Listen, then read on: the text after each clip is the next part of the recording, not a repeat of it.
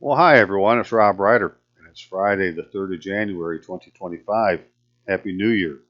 Well, so far it's not been much of one, but hopefully that changes, and maybe this will help, because Elon Musk, I'm positive Grok agrees TILA finance charges are understated, and that restitution is the solution to debt convolution. I'm going to show you why. In case you don't know who Grok is, folks, that's Elon Musk AI on the X website, on the X system, formerly Twitter. And well, I went and asked it some questions and got some answers. We're going to talk about it. So who am I? Well, I'm Ritluski Robert Allen, DODID number 12112800006. You can find me in the big book, Elon, also known as Rob Ryder. Email address courtofrecord@aol.com. Find my videos on YouTube at Rob Ryder with 3 B's, or on Rumble with Rob Ryder with 2 B's. Made a mistake way back in the day, never changed it, but on YouTube, but I finally got around to it on Rumble. So what is it exactly I'm talking about? Well, as it turns out, if you have a understated finance charge or APR, annual percentage rate, on your TILA disclosure, Truth in Lending Act disclosure, that you get whenever you get some kind of consumer financing, well, there's different agencies that can order that the lender give the borrower restitution. Don't have to go to court for it. They can just do it themselves. You just have to show them that, hey, there seems to be an error here. So I said, well, let's go see if we can find an error. And I was doing the math myself, and it's like, it's been a long time since I've done this kind of math. I better go ask somebody else. So I decided to ask Grok. Grok answered. So we're going to look at Grok's answers and use those as our basis to say, well, we could take this information now and go to one of these agencies and say, hey, there's an error. I need you to look into it. And so, if you've ever had a loan, you might want to go find your truth in lending statement. And let me show you what they look like. So if you have an older mortgage, or even, like a car loan or something now, you probably have a statement that looks something like this, where you have annual percentage rate, amount financed, total payments, finance charges, these type of things on here. And if you have a newer mortgage where you have this closing disclosure, which has the same information, it's just not put on there quite the same, where you have the loan amount, interest rate, monthly P&I. But if you go to the second to last page, then you get total payments, finance charge, amount financed, annual percentage rate, total interest paid. So, we're going to need to know what the finance charge is, and we're going to need to know what the loan amount is, and we're going to need to know what the loan term is, and, but all the information is on these forms, right? Like this loan term says 30 years, but as you're going to see, they're going to use the days of the term. So 30 times 365 is 10,950 days. But, you got 30 years, you can do the math on that. Or like I did, you just let Grok do it for you. On one like this, it may have it like here, number of payments. Well, if they're monthly payments, then there you go, right? You got 465 times, well, you'd have to probably go back to years, and that's actually 38 years, and then multiply that by 365 days. Anyways, don't get too wrapped up in that right at the second. Let's just go see what Grok told us about the numbers we had from this form right here. All right, so this is our example. We're going to tell what the loan amount is, and we're going to tell it what the term is, and we're going to tell it what the finance charges are. Or actually, we'll just let Grok, tell you what it wants, and then go find it for it. And I have to apologize for maybe being a little bit small to see, but I had to copy and paste the pages because there was no way to get the formulas to print from Grok directly to paper. So Anyways, first question was, what's the formula for calculating annual percentage rate? And Grok was nice enough. Well, there's three different ones. You got, if it's simple annual interest, this is the one. APR equals 1% times 12, so it's 12%. If you got compound interest, then you got to do some other kind of math, and you got to figure out the periodic rate, and da da da. And then if you have, if you need to account for fees, which is what we need to do, right? For accounting for fees, then you have the APR equals the total interest and fees. That's the finance charge that we saw, divided by the loan amount. You're going to do that math first in the parentheses. Then you're going to multiply that by whatever math you get from doing 365 divided by the days in a loan term. All right, so that's the formula for APR for accounting for fees. And I said, well, using your last example, let's say the total interest and fees is $465,002, like we saw. A loan amount's $363,298.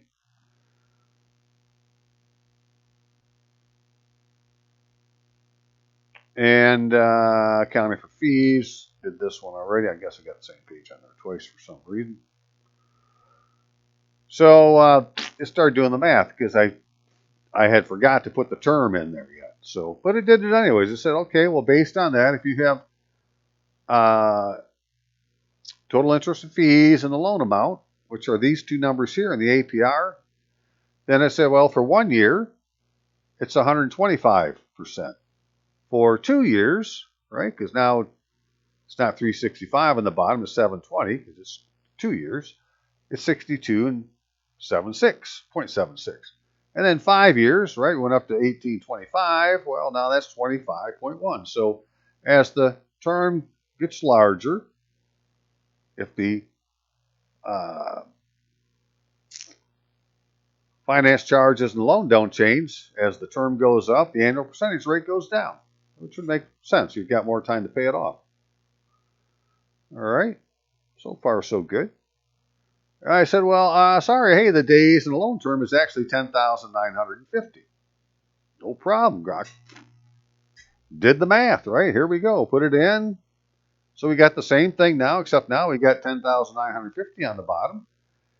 And so Grok did the math in the first one and came up with this number, 1.2552, and then did the math in this one and came up with this number, and then multiplied them together.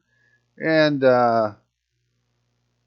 then multiply, it didn't show, we multiplied by 100 to take this fraction of 0.0418 and turn it into a percent, which is 4.18%. Well, isn't that interesting?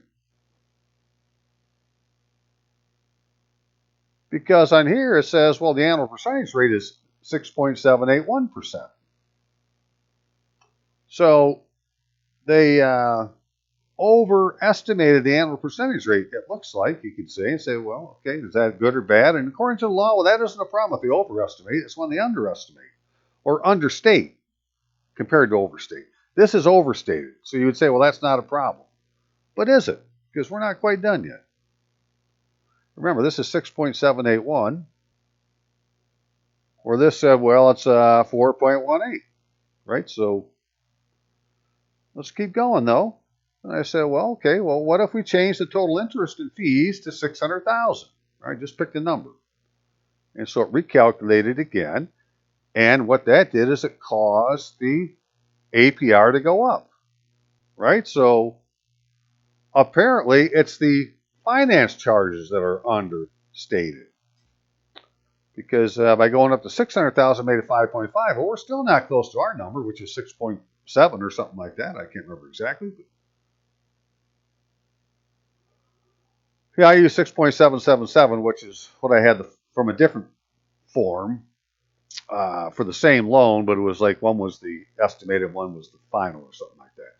Anyways, I said, okay, what if we have an APR of 6.77 and a loan amount of this much and the days in loan term of 10,950, right? I want to solve for the total interest and fees. This is the unknown I want Grok to figure out for me.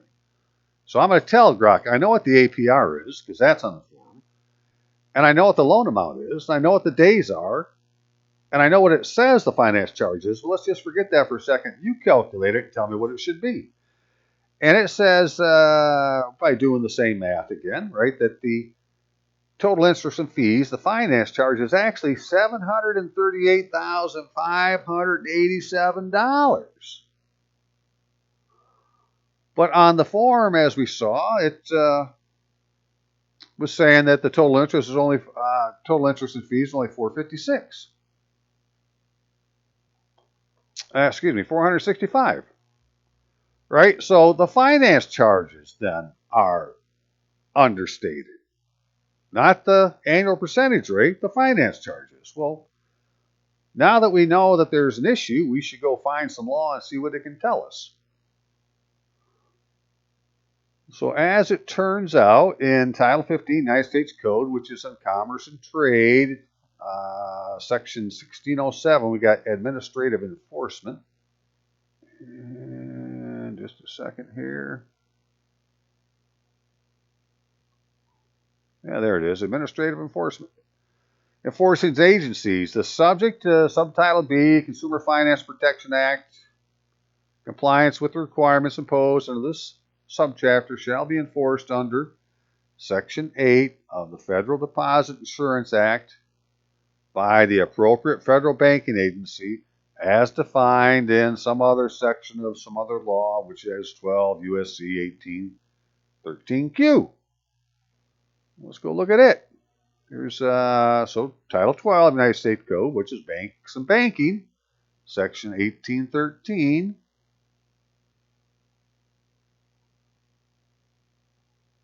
Q, appropriate federal agency. The term appropriate federal banking agency means it's the Office of the Comptroller of Currency for National Banking Association, federal branch or agency of federal foreign bank, yada yada. FDIC for these places and the Board of Governors for these places. So there you go, right? One of these three places has jurisdiction, enforcement jurisdiction, for issues to do with administrative enforcement under the Consumer Credit Protection Act.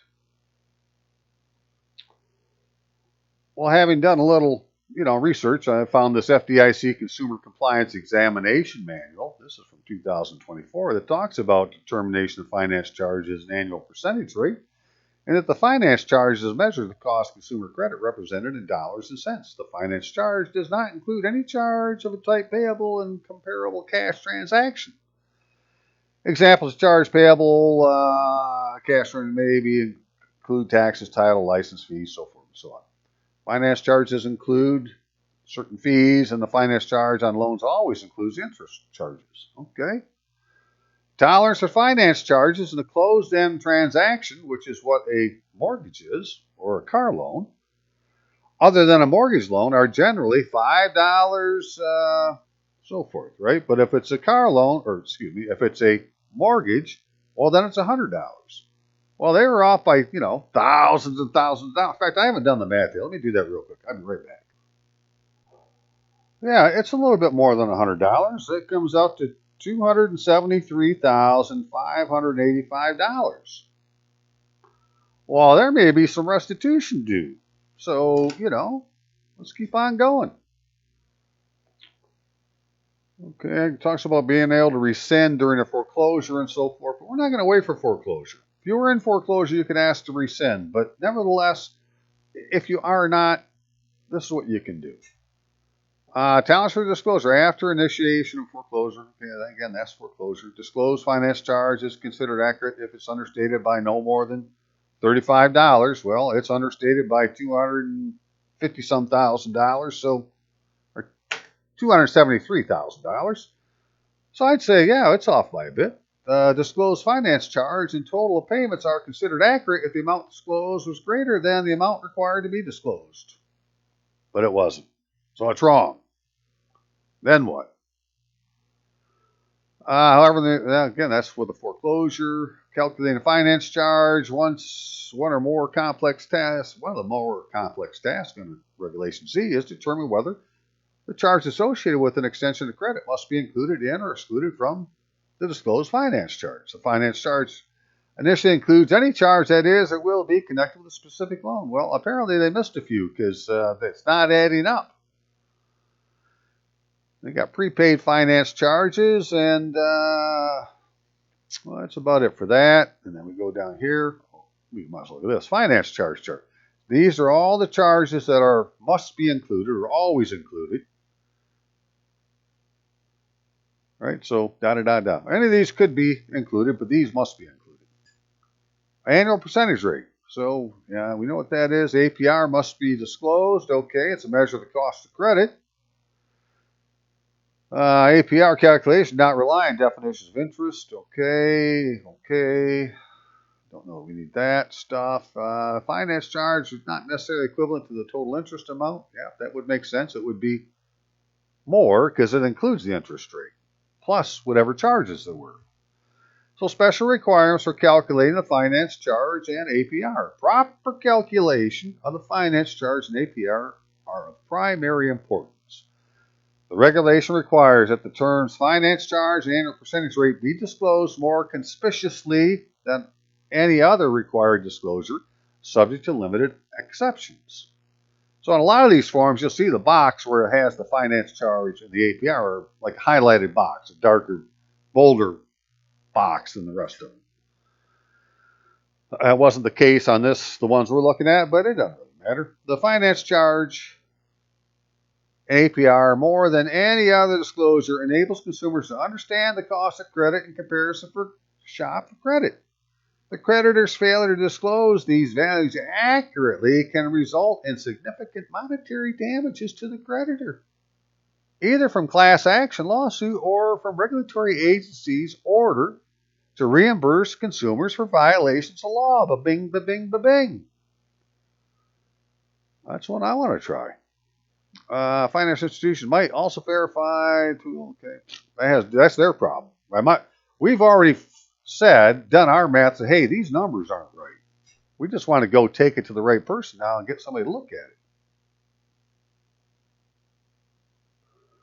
So this section is a different section from the same manual, not the same date, but it's the Consumer Compliance Examination Manual, where it talks about determining whether TILA restitution is required, which has more to do with, in this case, the FDIC talking to the lender than talking to you, but this is the lender's problem, right? This section provides information that relates to identification, truth in lending violations subject to restitution calculation, and determination of proper corrective action. See, that's what we got to get done. We got to get that first paragraph done, and then the rest of this would apply if FDIC or the Comptroller of the Currency or the Board of Governors, the Federal Reserve Board, if any of those three agree, then this is what's going to happen. The FDIC shall require adjustments to consumers for understated annual percentage rates or financial charges. Ba-bing, ba-bing, ba-bing. Well, you're off by $275,000. I think you might be off a bit. Unless other statutory regulatory exemptions are met, the FDIC is required to seek restitution and may not waive or grant relief from restitution. If an institution does not voluntarily comply with the law and make restitution, a section of the Act, this would be the Truth in Lending Act, authorizes FDIC to order institutions to make monetary adjustments to the accounts of consumers where the APR, FC finance charges are understated. In general, the FDIC must require restitution when understatement of cost of borrowing results from clear and consistent pattern or practices or violations, gross neglect, or a willful violation intended to mislead consumers. Well, that would be a crime. This parallels the restitution requirements under this section of the TILA Act, or TILA. Historically, the FDIC has treated a request made by non-member banks seeking relief from making restitution under Truth in Lending as an application. Okay, so again, this is them trying to get out of it, basically. TILA grants the enforcement agencies very little discretion to grant relief from restitution from violations. right? Get FDIC to agree the finance charge is wrong and let them go to work. Some legal requirements. This section of TILA, which governs enforcement of TILA, provides very specific framework for required agencies' action on restitution. Once the FDIC determines disclosure error involving an inaccurate finance charge has occurred, and the error has resulted in gross negligent or clear and consistent pattern or practice of violations, the agency shall require an adjustment unless one or four stated exceptions applies, which case the agency need not require an adjustment. So here's their outs, right? They could say the error involved fee or charge that would otherwise be excludable, right? That's why they underreported, because they thought it would be excluded. The error involved disclosed amount, which was 10% or less the amount that should have been disclosed. Error involved or total failure to disclose either the APR or finance charge. And the error involved total failure to disclose either the APR or finance. Okay. And the fourth exception is where you got to meet all these four. Unique circumstances, clearly technical, non-substantive, so forth and so on. I don't think they're going to get those. I don't think that's going to work for them. Again, this is all about them. Now, this is how they request not paying restitution and the process for making restitution. Restitution must be made expeditiously. When lump sum payment to consumers are required to be made, they must be provided to the consumer either by official check or deposit into the existing unrestricted consumer asset account, such as an unrestricted savings, checking, or NOW account. If, however, the loan that triggered the restitution is delinquent, in default, or has been charged off, the institution may apply all or part of the restitution to any part past due or permissible under law. Well, let's find out by getting the frickin' restitution first to see what they're going to do. Documents, documented reimbursable truth in lending violations. Okay, the truth in lending reimbursable violations will be included under a separate heading. Okay, on some other violation pages or something. I don't really know where that is yet. We'll find that later. In addition to the above information, the examiners will forward to the regional office or field office the following for each type reimbursable violation cited. All right, what they did. So they're going to get all this information from your loan and send it to say, hey, there's a violation to the regional office or field office. Apparently that's where the work's going to happen. And I don't remember if I pointed this out or not, but this is that 12 U.S.C. 1813 saying, who's in charge. And it says that here, under the rule set forth in this subsection, more than one agency may be an appropriate federal banking agency with respect to any given institution. So I would say any place that, is FDIC insured would fall under the FDIC, whether it's a state bank or foreign bank or whatever it is, right? If they're FDIC insured, they're going to show under. Or it could be under the comptroller of currency. Or it could be on the board of governors. Let's look at a couple. Well, AI tells us that to file a consumer complaint with the FDIC about FDIC supervised institutions, you can visit the site or call them. And look, they got restitution unit. They got an email address. Isn't that nice? Well, information needed to submit a complaint. That's really what we need. What do you need to know, sir? You know what they need? I'm going to tell you right now. They need that frickin' closing statement. And your printout from Grok saying, well, this is what Grok told me, says that they underreported the finance charge. Right? Information needed to complete. You got the full name of the bank, so forth, type of product. Yeah. Detailed explanation. Yeah. Okay, let's see if we have these. Hang on again. So on the closing disclosure we're looking at, if you go down to this page, here's the lender. It's got their name, got their address, NMLS, National Mortgage Lender site, I think it is, right? That there's a website to go to. ID, email address. All right, so we know who the lender is. Okay, then it said, well, what type of product we got? Well, let's see if we can find that on here. If you go to the top, you got loan information, right? It says the term, loan term, 30 years, purpose, product. It's a fixed rate. FHA loan. That should be all they need to know. Detailed explanation of the issue. Well, I had Grok calculate the finance charges, and they seem to be underreported. I just got to tell them. I mean, if you don't tell them enough, they're going to come back and say, well, we need to know more. Let's get to that point. Let's ask the question and see what they tell us. So this is how you do it for the FDIC. Yeah. Comptroller of the currency, restitution. Well, we got enforcement action types, OCC. Let's take a quick look. All right, so these are types of formal enforcement actions the Office of the Comptroller of the Currency is authorized to take against financial institutions that the OCC supervises and parties affiliated with them. The terms bank includes national banks, federal savings associations, and their subsidiaries. Federal branches, agency offices regulated by the OCC. So that would be like in the other one that we were looking at. That was from the USDA. Farm credit or something like that. It's from Farm Bureau. It's an agricultural loan. So they would be covered by the Office Comptroller of the Currency. So we got, all sorts. We got cease and desist, and we got restitution order, so forth and so on. So they can do all these things too. Right? They can give civil money penalty order. Not only what they owe you, but, a penalty. And then Federal Reserve consumer complaint. Well, let's file a complaint. What does that tell us we can do? Well, it says here that if you have a problem with a bank or other financial institution, contact the Federal Reserve for help. File a complaint. You got a consumer complaint form. Da-da-da-da. What's your complaint?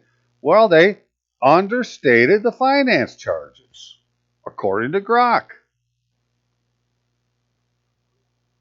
Because Grok says that if you have an APR of 6.777, a loan amount of $363,298, and days in a loan term of 10,950 or 30 years, that, well, based on those numbers, the finance charge is $738,857. And all they put on the form was, this on the down here on this last page. Almost last page. Finance charge, $465. They missed it by $275,000. So just real quick then, this is that other one. This is that Truth in Lending United States Department of Agriculture, right? Rural Housing Service. And on this one, if you have one like this from USDA, see this has annual percentage rate. And we see where it has 6.25. Well, that's actually the interest rate for this loan, which was on the note that was with this document also. So you kind of have to have these documents to do this, obviously. And if you don't have them,